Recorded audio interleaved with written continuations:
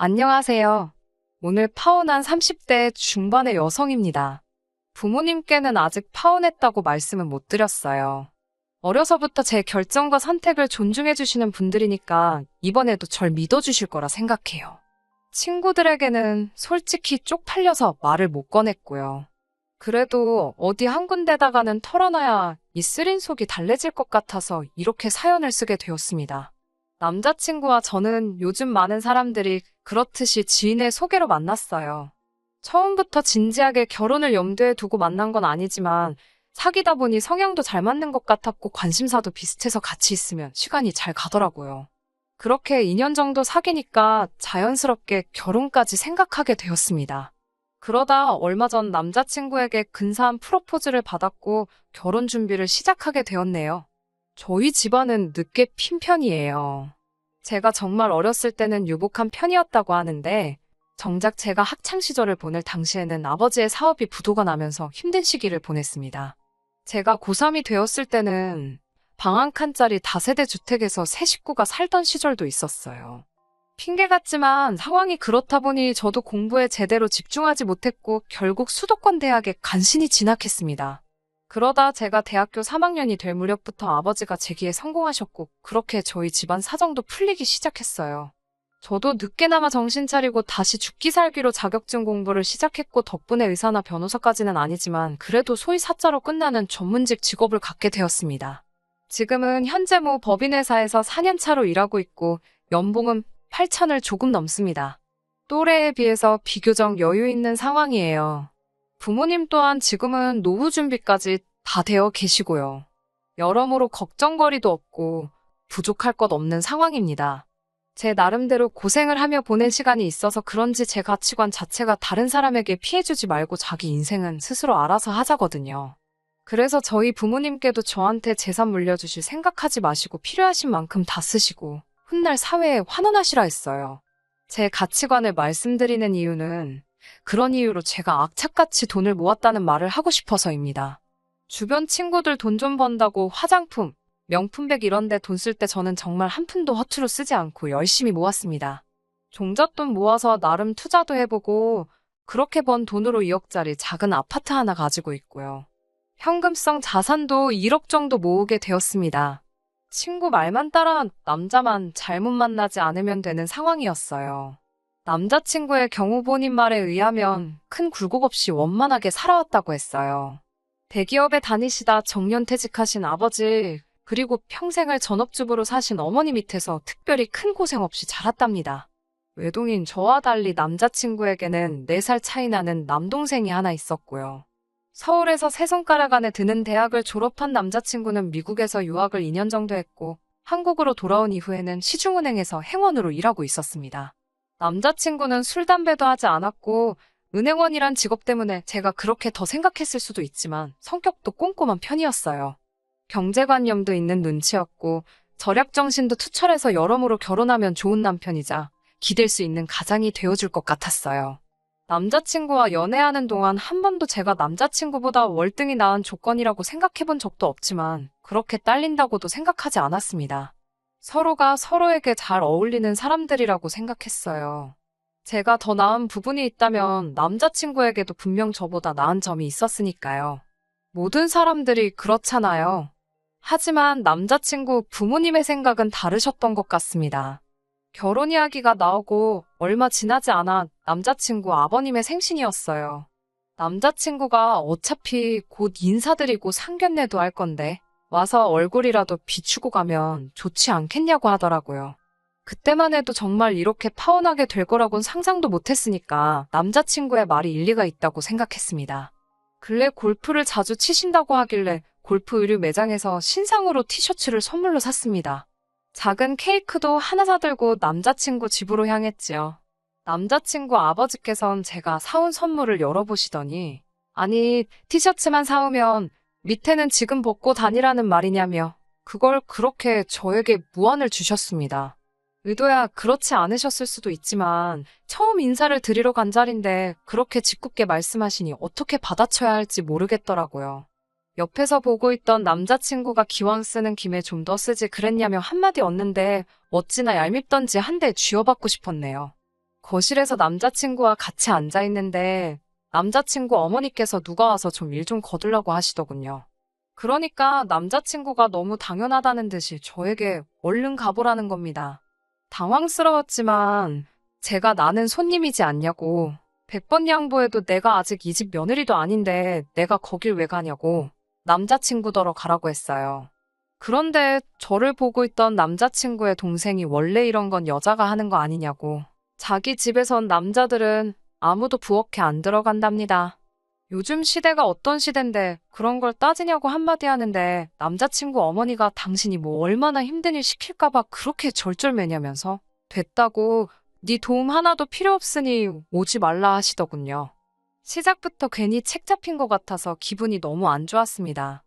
니들 도움이 아니라 네 도움 필요 없다라고 하신 말씀도 그게 아들인 남자친구나 남자친구 남동생을 지칭하신 건지 저를 지칭하신 건지 아니면 전부 싸잡아서 하신 말씀이신지 분간이 가질 않았고요. 제가 잘못한 건가 하는 생각이 들기도 하는 반면 동시에 왜 스스로 눈치를 보고 있는 건지 납득이 안 되더군요. 남자친구의 동생은 혼자서 점수를 딸 기회였는데 너무 눈치가 없는 게 아니냐 이러면서 조금 눈치 없다는 소리 많이 듣고 살지 않냐는 듯이 저에게 비아냥대기 시작했고요. 그렇게 입으로 들어가는지 코로 들어가는지 알 수 없는 식사를 마치고는 거실에 모여 이런저런 이야기를 나누게 되었습니다. 남자친구 아버지께서는 저를 유심히 보시더니 쌍꺼풀만 하면 더 예쁘겠다고 하시더군요. 뜻밖의 외모 지적에 당황해하고 있는데 아버님께선 개의치 않으시고 당신이 하고 싶은 말을 계속 이어나가셨습니다. 당신 아들이 미국 물을 먹어서 양옆으로 째진 제 눈을 좋아하나 보다고요. 그때가 돼서야 같이 낄낄대던 남자친구도 제 눈치를 한번 보더니 아버지, 농담이 지나치시다고 한마디 하긴 했지만 이미 제 마음은 상할 대로 상한 상황이었어요. 제가 절대로 자존감이 낮은 사람이 아닌데 그냥 어른도 아니고 남자친구의 아버지 되시는 분이 외모를 가지고 막말을 하시니 어떻게 대꾸를 하는 게 현명한 건지 도통 모르겠더라고요. 그렇게 찝찝한 만남을 뒤로하고 저희는 상견례 날짜를 잡게 되었습니다. 남자친구 아버지께서 당신은 회를 좋아하신다고 하여 일식집으로 예약을 했습니다. 당사자들만 나오기로 했었는데 남자친구의 동생이 자기도 회를 좋아한다며 따라 나왔더라고요. 상견례가 단순한 외식 자리가 아닌데 그런 이유로 따라 나왔다는 것부터가 철없어 보였습니다. 하지만 어쩌면 한 가족이 될지도 모르는 사이인데 하나하나 경우에 맞게 행동하라고 지적하기도 뭐해서 그러려니 하고 애써 넘겼어요. 양가 식구들이 다 모이고 코스가 하나씩 나오기 시작했습니다. 저희 부모님이 조심스레 먼저 저희 결혼에 관해서 구체적으로 이야기를 나누면 좋겠다고 운을 띄우시더라고요. 그러자 남자친구 어머니께서 다 큰 어른들이 만나서 결혼하는데 알아서 어련히 잘하겠냐고 우리는 걱정하지 말자고 하더라고요. 하지만 좀 더 상세히 의논을 하고 싶으셨던 저희 부모님께서 그래도 식장이라든가 신혼집이라든가 그런 문제는 어른들이 나서서 구체적으로 이야기를 나누자고 다시 한번 말을 이어나가셨어요. 그제서야 남자친구 아버지께서 이제 당신도 은퇴를 하셨고 지금은 어머님이랑 연금으로 생활을 하고 계시다면서 젊은 날 애들 교육에 재산을 다 투자한 탓에 지금은 도와줄 형편이 안 된다고 하셨습니다. 오히려 다 큰 성인이 결혼을 해서 가정을 이루면 부모를 모시는 게 인지상정 아니냐고도 하시더군요.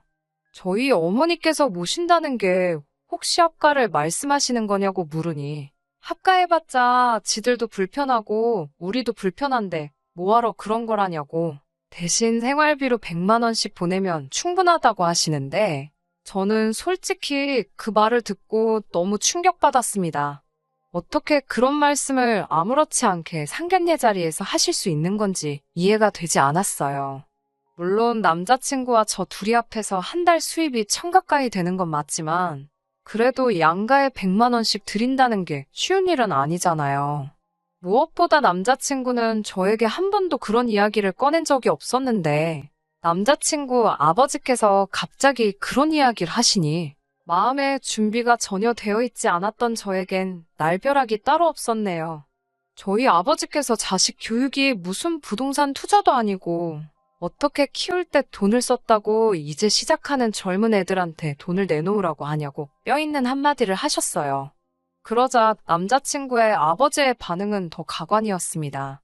제 이름을 부르며 우리 며느리감이야 원서만 쓰면 톡톡 붙는 지방대를 나왔다는데 그건 집에서 투자를 안 해줬으니 그런 거 아니겠냐고.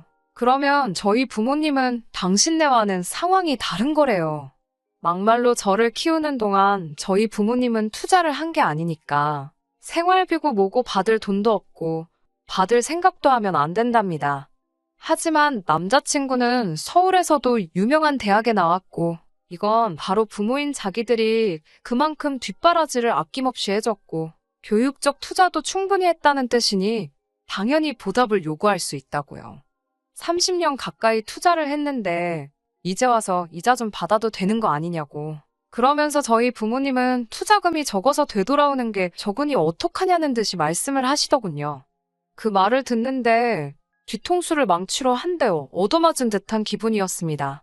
오죽하면 처음으로 남자친구와 제 조건을 객관적으로 따져보게 되더라고요. 아무리 생각해도 제가 절대 부족하고 딸리는 상황이 아니었거든요. 계속 이 상견례를 계속해봤자 상황이 악화되면 악화되지 좋을 게 없겠다 싶었고 저는 결국 머리가 아프다는 핑계로 양가 어른들 모두 빨리 자리에서 일어나게끔 만들었습니다. 집으로 돌아온 뒤 친정부모님은 저에게 이 결혼을 꼭 해야겠냐고 물으셨어요. 솔직히 저도 자신이 없었기에 잘 모르겠다고 했고 친정어머니는 아직 청첩장이 나온 것도 아니니 잘 생각해서 결정하라고 하시더군요. 해준 건 많이 없지만 그래도 당신 딸이 남의 집에 가서 천덕꾸러기 취급받는 건 보고 싶지 않다고 하시면서요. 이튿날 남자친구와 만났습니다. 그날 상견례 자리에서 있었던 일도 그렇고 궁극적으로는 이 결혼을 하는 게 맞는지 아닌지 허심탄회하게 이야기를 나눠보고 싶기도 했어요. 만나자마자 남자친구는 어제 진짜 아팠던 거 맞냐며 아무리 그래도 그렇지. 자기 부모님이 엄청 황당해 하셨다며 조만간 찾아뵙고 사과를 드리라더군요. 어제도 분명히 몇 번이고 죄송하다고 했는데 무슨 사과를 또 해야 하냐고 하니 그래도 그건 경우가 아니랍니다. 자리가 자리인 만큼 아무리 아파도 죽을 정도가 아니었으면 어떻게든 참는 게 좋았을 거래요. 참을성 없고 몸이 약한 며느리 이미지를 얻게 되면 어떡하냐고요.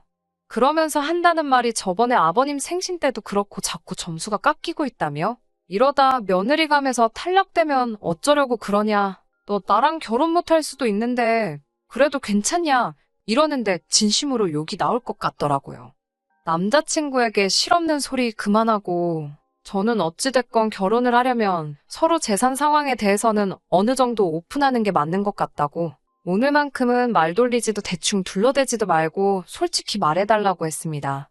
사실 그동안 남자친구에게 연봉이 얼마나 되냐, 적금은 얼마나 해뒀냐 물어보면 너보단 더 많을 걸 하면서 늘 얼렁뚱땅 대답만 하고 등구렁이처럼 넘어가는 일이 많았거든요. 이번에도 남자친구는 남들보다 많이 벌고 남들만큼은 모았다는 두리뭉실한 표현으로 상황을 모면하려 들었습니다. 제가 장난하지 말고 제대로 말 안 하면 이 결혼은 못한다고 정색을 하자 그제서야 자기는 4천 정도 모았다고 하더군요. 직장 생활을 한 기간이 있는데 어째서 돈을 그것밖에 못 모았냐고 물으니 남자가 사회생활을 하다 보면 돈 들어갈 곳이 많기도 하고 자기 관리도 해야 하며 부모님께 용돈도 좀 드리고 그랬답니다. 데이트할 때는 늘 어떻게든 조금이라도 할인을 받으려고 쿠폰에 적립해 푼돈 얼마에도 혈안이 되는 사람이었기에 충격이 더 컸던 것 같아요. 그러더니 결혼하면 직장을 관두고 대학원을 갈 거랍니다. 대학원을 안 나와서 그런지 자기가 승진이 동기들보다 느리다면서요. 돈은 겨우 4천 모아놓고 그 돈으로 결혼도 하고 대학원도 가겠다 떠들고 있는 남자친구의 깜찍한 발상에 기가 어찌나 차던지 헛웃음조차 나오지 않을 지경이었습니다. 이미 대학원 어쩌고 하면서 헛소리를 늘어놓고 있을 때 파혼을 결심한 거나 마찬가지지만 어디까지 떠들어대나 한번 내버려뒀습니다. 그리고 이어진 남자친구의 발언은 여태까지 내뱉은 걸 다 합쳐도 모자랄 정도로 어이가 없었어요. 남자친구는 제 앞으로 아파트 한 채가 있는 걸 알고 있어요. 말하려고 말한 건 아닌데 사귀고 얼마 되지 않아 재산세 고지서 나온 걸 남자친구가 우연히 보게 되면서 어쩔 수 없이 오픈을 하게 되었네요. 아무튼 대학원 이야기를 하던 남자친구는 저더러 집이 있으니까 혼수나 예단은 안 해와도 된답니다.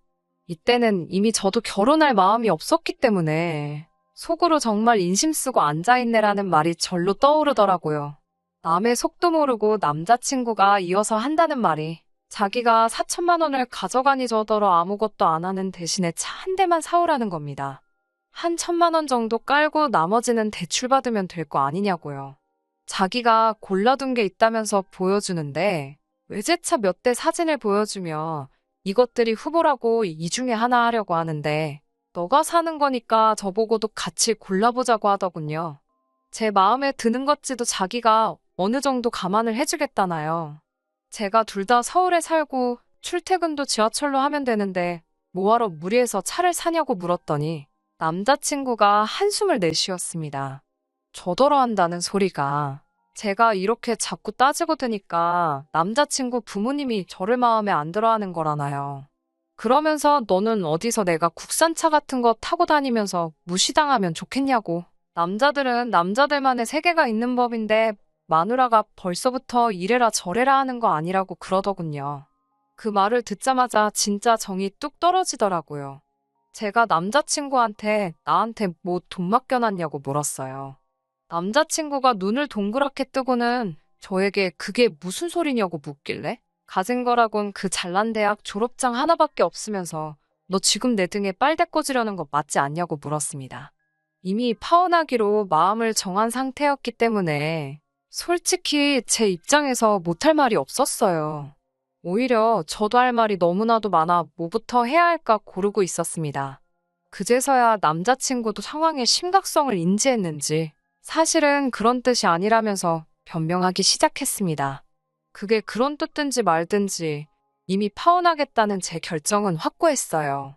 나에 대한 존중이라곤 눈꼽만큼도 없는 남자친구 집에 시집을 갔다간 제 자신이 얼마나 개고생을 하게 될지 안 봐도 비디오 같다고요. 너가 나였으면 너네 집에 며느리로 들어가겠냐고 하니까 자기도 지네 집에서 부모님이 얼마나 말도 안 되는 걸로 트집 잡고 억지를 부렸고 지금 자기가 얼마나 헛소리를 하고 있는 건지 알고 있는지 고개만 푹 숙여가지고는 그렇다 저렇다 대답도 못하고 있더라고요. 그렇게 벙쪄있는 남자친구를 뒤로하고 저는 집으로 돌아왔습니다. 그렇게 이틀이 지나고 남자친구에게 연락이 왔습니다. 진지하게 생각해봤는데 자기가 아무래도 처신을 잘못해서 이런 일이 생긴 것 같다며 남편이 늘 자기가 잘해야 하는 거 알고 있다고 진심으로 미안하다고 하더라고요. 제가 남자친구에게 부모님은 뭐라 하시냐고 물었더니 우물쭈물 말을 똑바로 못하고 뭐라 하시냐는 게 무슨 말이냐 묻더군요.